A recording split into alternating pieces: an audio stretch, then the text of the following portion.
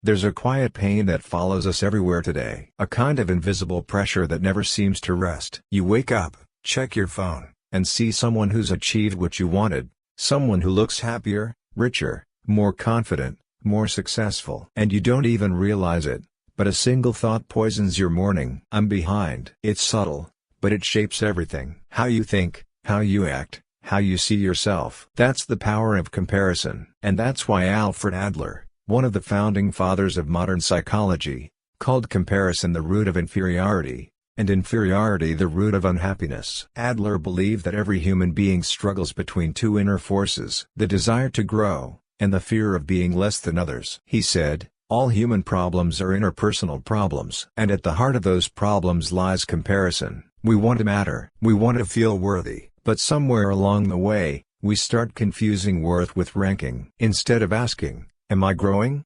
We ask, am I better than him? That's the moment we lose ourselves. Why we compare and why it hurts. Comparison is not evil by itself. In fact, it began as a survival tool. Our ancestors compared to learn who ran faster, who hunted better, who survived longer. It was adaptive. It helped tribes evolve. But in the modern world, comparison became endless and distorted. Now, we're not comparing skills for survival. We're comparing lifestyles for validation. We live in the most connected era of human history. And yet, it's also the most insecure. Every scroll through social media tells your brain you're not enough. Someone always seems to be ahead. And no matter what you achieve, someone else will always have more. Adler would call this the neurotic need for superiority. It's the idea that to prove our worth, we must be above others. But that mindset traps you, because even if you win, there's always another person, another measure, another lever. Reason 1: the illusion of hierarchy. We are raised to think life is a vertical game, that being higher means being better. From school grades to job titles, society builds a constant ranking system. It rewards competition and punishes difference. But Adler argued a misperception of equality is the cause of most suffering. He didn't mean everyone should be the same. He meant everyone has equal worth even if their paths are different. When you compare, you unconsciously accept a false rule. That life is a contest,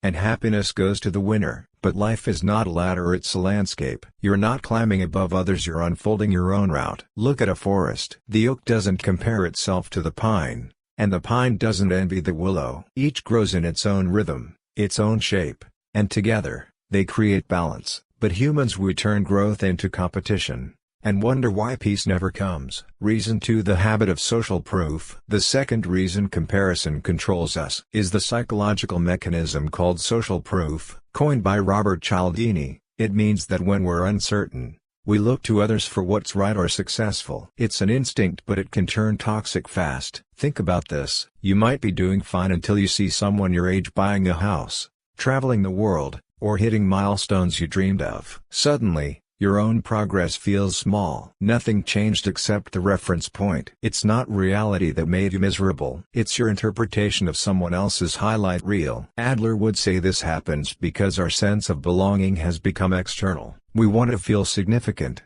but we seek it through recognition, not contribution. We've mistaken visibility for value. And that's why social media feeds insecurity. It's an infinite mirror reflecting everyone but yourself. Modern psychology proves this too. A 2022 study by the University of Pennsylvania found that reducing social media use for just 1 week significantly lowered symptoms of depression and loneliness, because it gave participants less to compare. The more we look outward for worth, the less peace we find inward. Reason 3: losing self-direction. Adler believed that mental health is not the absence of pain, it's the presence of purpose. He introduced the concept of Gemeinschaftsgefühl, or social interest, a sense of belonging and contribution to the world. When you live for contribution, you stop living for competition. You stop asking, how do I measure up? And start asking, how do I make a difference? But in today's culture, that compass is easy to lose. We're trained to compare achievement, not alignment. We make choices not because they're meaningful,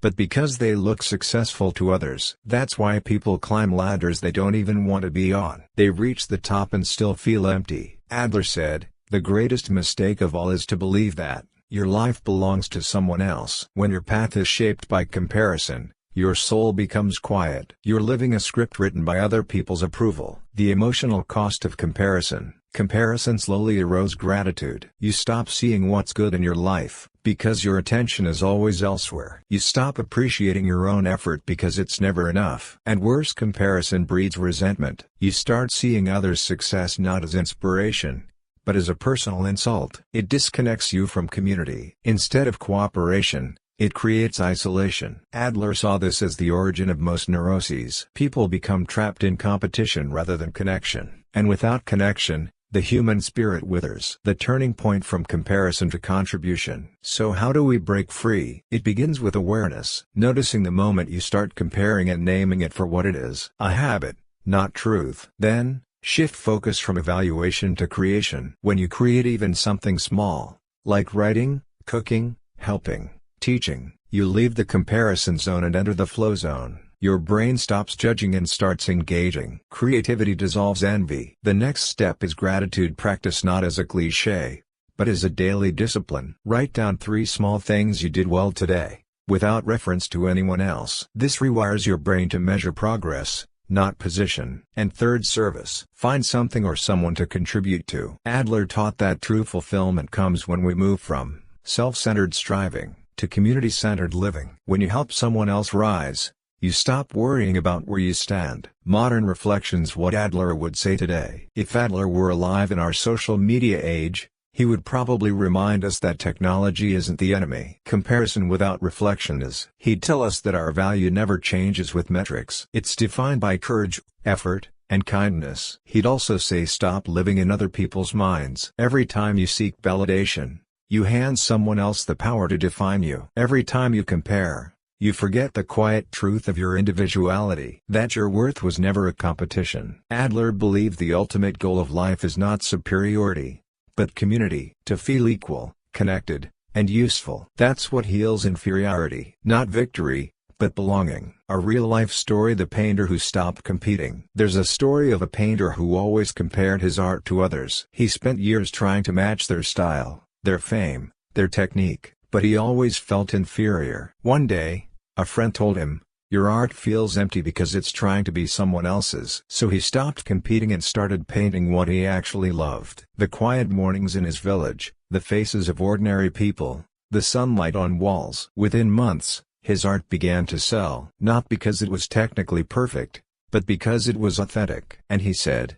"The moment I stopped comparing, I found my voice." That's the transformation Adler wanted for every human being. To find one's own place in the world, not by standing above others, but by standing fully as oneself. Final reflection, hope and practice. So tonight, take a moment to breathe. Think about one area of your life where comparison steals your peace. Maybe it's your career, your appearance, your family, or your timeline. Then remind yourself you are not behind. You are on your path. Here are 3 practical steps for everyday life. 1. Catch and reframe. When you notice comparison, pause and say, "I'm comparing. This feeling is not truth, it's just habit." Then redirect your thought to something you can improve today. 2. Measure progress, not position. Instead of asking, "Am I better than others?" ask, "Am I better than yesterday?" That single question rebuilds self-trust. 3. Practice contribution. Do one small act daily that helps someone else. A message, a compliment, a kind word. Contribution dissolves comparison, because it connects you to meaning. Comparison is a thief not of your ability, but of your peace. And the only way to stop it from stealing your joy is to stop handing it the key. As Adler said, the true meaning of life is to be of use to others. When you shift from competing to contributing, you stop asking, "Am I enough?" and start realizing, you always were. So stop comparing. Start living. And let your worth be measured not by how high you climb, but by how deeply you grow.